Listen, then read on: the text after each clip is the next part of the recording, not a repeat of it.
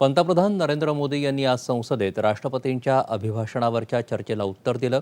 यावेळी पंतप्रधानांनी देशानं कोरोना परिस्थितीशी दिलेला लढा, देशातील लहान आणि अल्पभूधारक शेतकऱ्यांची स्थिती आदी विविध मुद्द्यांचा परामर्श घेतला। भारताच्या क्षमतांवर जगाचा विश्वास असून मानवतेच्या रक्षणासाठी भारतानं केलेल्या कार्याचा जगाला अभिमान आहे, असं प्रतिपादन पंतप्रधान नरेंद्र मोदी यांनी आज राज्यसभेत केलं। राष्ट्रपतींच्या अभिभाषणावरच्या आभार प्रस्तावाला ते उत्तर देत होते। संपूर्ण जग संकटाचा सामना करत असून सर्वांचं भारताकडे लक्ष आहे। कोरोना काळात भारतानं 150 देशांमध्ये औषध पुरवण्याचं काम केलं आहे। सर्वात मोठी लसीकरण मोहीम भारतात सुरू आहे, असं पंतप्रधान म्हणाले। भारतात विकसित झालेल्या कोरोना प्रतिबंधक लसीवर जगाचा विश्वास आहे। विरोधकांनी अवश्य विरोध करावा, मात्र देशाचं मनोबल खच्ची करू नये, असं आवाहन त्यांनी केलं। विरोध करने के लिए कितने मुद्दे हैं जी, और करना भी चाहिए, लेकिन ऐसी बातों में न उलझे जो देश के मनोबल को तोड़ते हैं, जो देश के सामर्थ्य को नीचा आंकते हैं। इससे कभी लाभ नहीं होता है। भारत ही लोकशाहीची जननी आहे। लोकशाही मूल्यांना अंगीकारूनच आपल्याला पुढे जायचं आहे। भारतीय लोकशाही स्वार्थी आक्रमक नाही। देशाच्या लोकशाही व्यवस्थेवर कोणीही प्रश्नचिन्ह उपस्थित करू नये, असं पंतप्रधान म्हणाले। कोरोना काळात भारताच्या जगाबरोबर असलेल्या नात्याला अधिक वजन प्राप्त झालं। भारतीय संशोधकांचं सामर्थ्य जगासमोर आलं। कोरोना लढाईचं श्रेय केवळ सरकारचं नसून देशवासियांचं आहे, असं ते म्हणाले।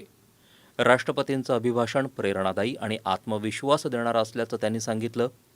एकीकडे जगात मंदी असताना भारताची परकीय गंगाजळी विक्रमी पातळीवर पोहोचली। मोठ्या संख्येनं देशामध्ये स्टार्टअप सुरू झाले। मोबाईल निर्मिती क्षेत्रात भारतानं जगात दुसरा क्रमांक पटकावला आहे। औषध निर्माण क्षेत्रानं या काळात नवीन उभारी घेतली। डिजिटल व्यवहारांना चालना मिळाली। एकंदरीतच भारतीय अर्थव्यवस्था विस्तारत असल्याचं हे द्योतक आहे, असं पंतप्रधान म्हणाले। भारत आज दुनिया में दूसरा बड़ा देश है जहां पर इंटरनेट यूजर है। भारत में आज हर महीने 4 लाख करोड़ रुपए का लेन देन डिजिटली हो रहा है, यूपीआई के माध्यम से हो रहा है, यूपीआई के माध्यम से। याद कीजिए, यहां के इसी सदन के भाषण में सुन रहा था 2 साल 3 साल पहले, लोगों के पास मोबाइल कहां है, टिकना कहां है, लोग डिजिटल कैसे करेंगे। ये देश की ताकत देखिए,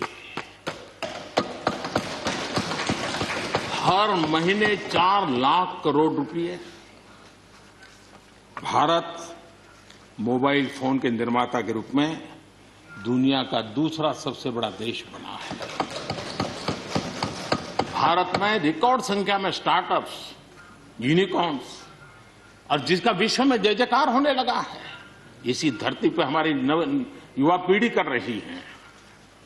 रिन्यूएबल एनर्जी के क्षेत्र में विश्व के पहले 5 देशों में हमने अपनी जगह बना ली है, और आने वाले दिनों में हम ऊपर ही चढ़ते जाने वाले हैं। राष्ट्राची प्रगती म्हणजेच तळागाळातल्या गरिबांची प्रगती होय, आणि त्यासाठी आपल्याला अधिक ऊर्जेनं आणि वेगानं प्रगती केली पाहिजे, असं आवाहन त्यांनी केलं।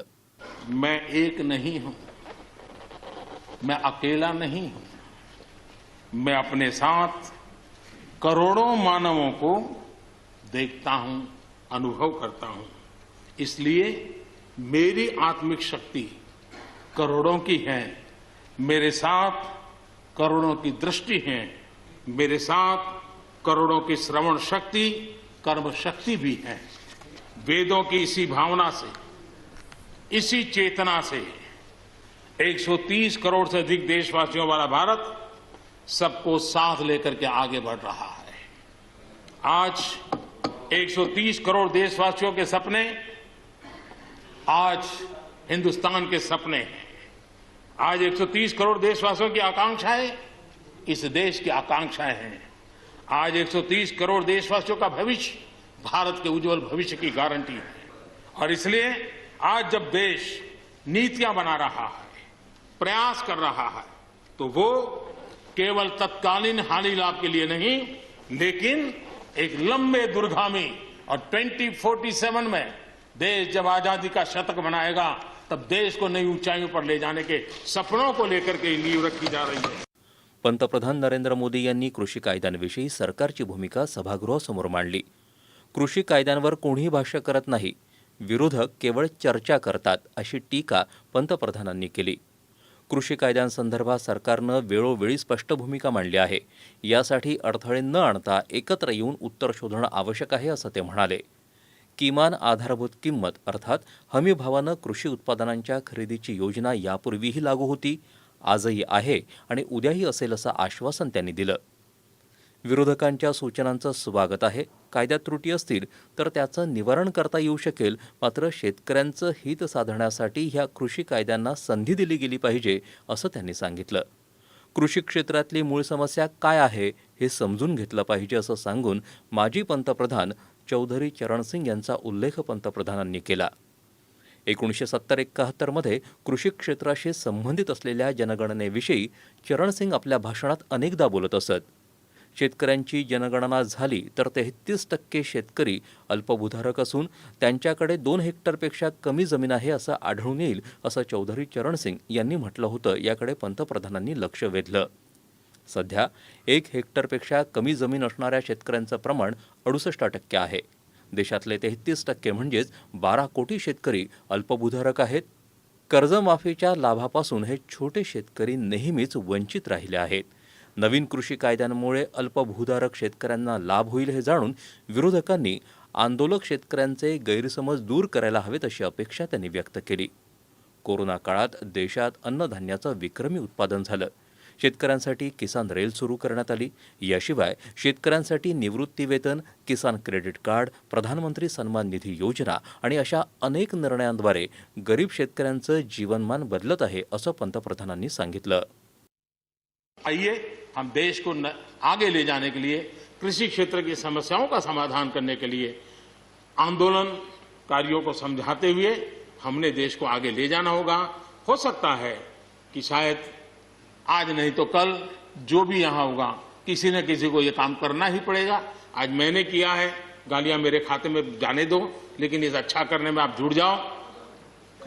बुरा हो मेरे खाते में, अच्छा हो आपके खाते में, आओ मिलकर के चले. परदेशी थेट गुंतवणूक म्हणून FDI आपल्याला ठाऊक आहे. मात्र FDIला सध्या वेगळा अर्थ प्राप्त झाला आहे.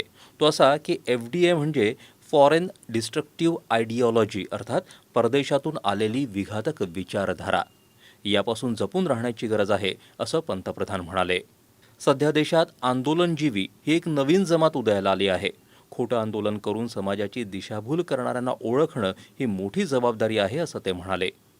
कोरोना काळात प्रत्यक्ष नियंत्रण रेषेवर अनेकदा भारताला आव्हान देण्याचा प्रयत्न केला गेला.